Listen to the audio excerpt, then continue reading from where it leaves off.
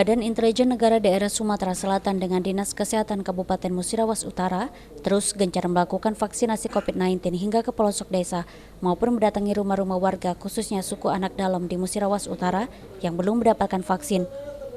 Agar menerima suntikan vaksin dengan aman dan lancar, warga harus melakukan serangkaian pemeriksaan kesehatan agar nantinya tidak ditemukan kendala dalam pemberian vaksin jenis Pfizer.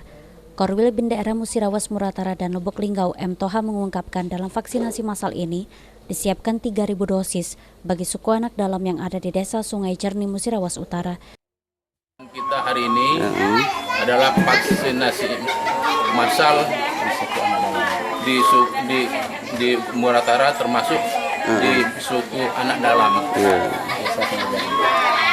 Desa Sungai Jernih. Kabupaten Musirawas Utara.